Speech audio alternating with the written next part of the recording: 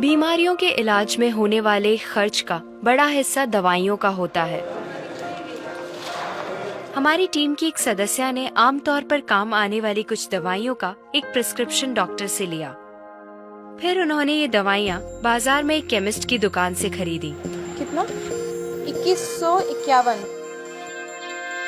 और यही दवाइयाँ उन्होंने जेनेरिक मेडिसिन्स की दुकान से भी ली। कितना हुआ इसका? 354। दवाइयों की कीमत में जमीन आसमान का फर्क दिखाई दिया। राजस्थान में कम कीमत में मिलने वाली इन जेनेरिक दवाइयों की शुरुआत की चित्तौड़ के पूर्व कलेक्टर डॉक्टर समित शर्मा ने।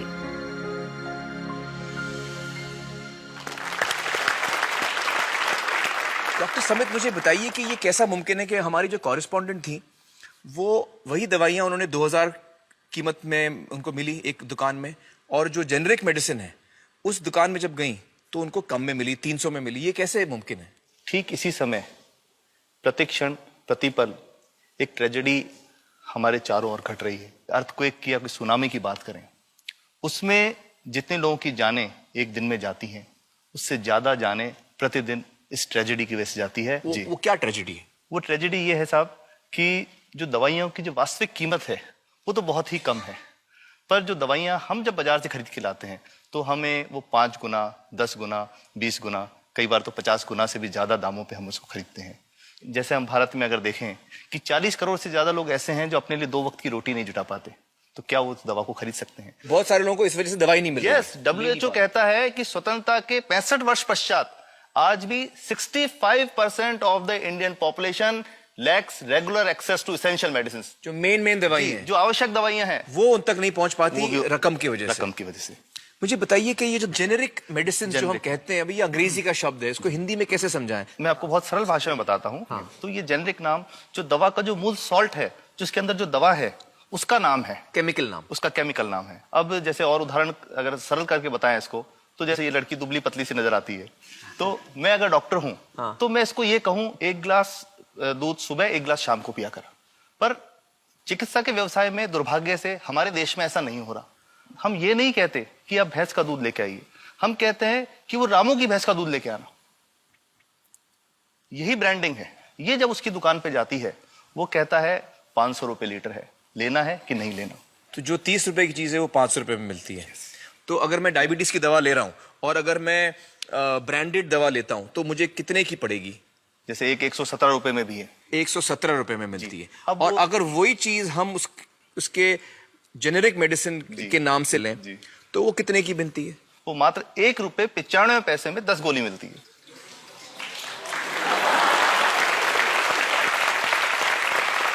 और दोनों गोलियों में कोई फर्क नहीं है किसी किस्म का? 100% समान, क्योंकि इसकी उत्पादन लागत ही इतनी है। उसका manufacturing, packaging, transport, retail margin, जो उसके मार्जिन जो हैं, जो हमारे ज्यादा वो सब मिला करके उतने की ही पड़ती है।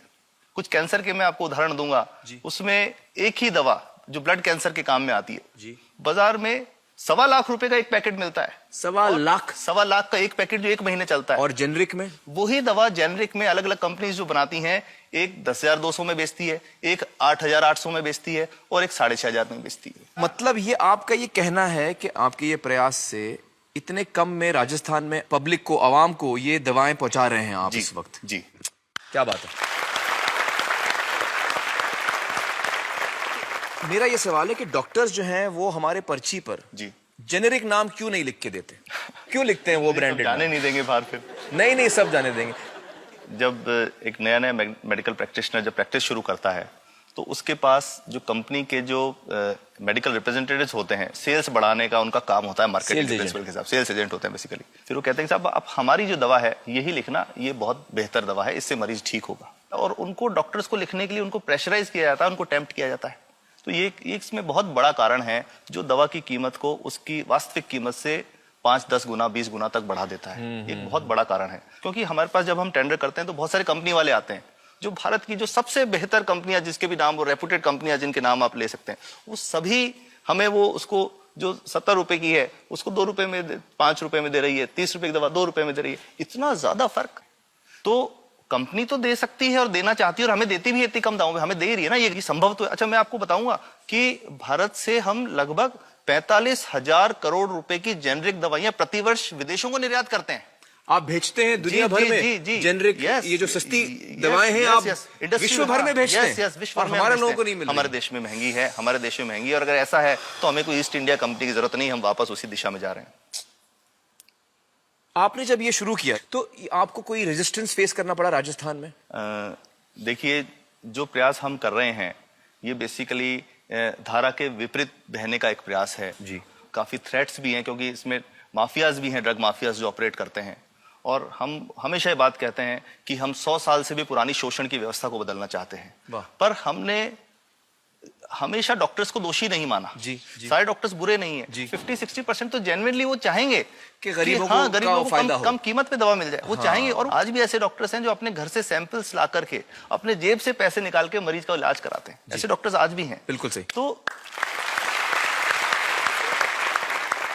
मैं इनको एक उदाहरण भी बताता हूँ कि कैसे हमारे जो काम वाली थी उसका बच्चा था छोटा, इंसिडेंटली हम कुछ समय छुट्टी मनाने कोई बाहर गए, जब हम लौट के आए 10-12 दिन बाद, तो वो लक्ष्मी के साथ उसका छोटा जो बेटा था राजू, वो भी उसके साथ आता था जब, और मेरे बच्चों के साथ खेलता था, मेरे बेटे के साथ खेलता था। तो वो लक्ष्मी अकेली आई, राजू नहीं आया। तो हमने पूछा कि क्या हुआ, तो उसने जो बात बताई कि साहब वो उसको, आप गए थे, उल्टी दस्त हो गया था। उल्टी दस्त की बीमारी के लिए वो जब दवा लेने गई तो केमिस्ट ने उसको कहा कि इसके तो 400 रुपये लगेंगे। तो उसने कहा साहब मैंने खूब मांगा, मेरे पास 400 रुपये मुझे नहीं थे, और मेरा बच्चा रात को ही उसको दस्त आते रहे, वो खत्म हो गया। और मैं आपको ये कहना चाहता हूँ कि वो जो दवा लिखी थी कि वास्तव कीमत 1.5-2 रुपए ही है, तो वो बच्चे की जान बच सकती थी।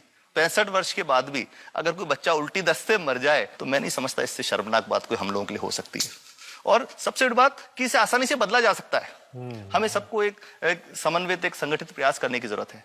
ये तो कुछ भी नहीं है, कोई नई फैक्ट्री खोलनी नहीं, कोई नई दवा नहीं बनानी, ये सब जो गलत चल रहा है इसको रोकना ही तो है। तो दोस्तों, डॉक्टर समित की बातों से हमें यह पता चला है कि दवाइयों का जो कॉस्ट होता है, जो उनको बनाने का खर्च होता है, वो बहुत ही कम होता है, और हमें इन कम दामों में ये दवाइयां मिल सकती हैं अगर हमारी राज्य सरकार जेनेरिक मेडिसिन की दुकानें खोले, जैसे राजस्थान सरकार ने किया है, और जिसके लिए हम उन्हें सलाम करते हैं।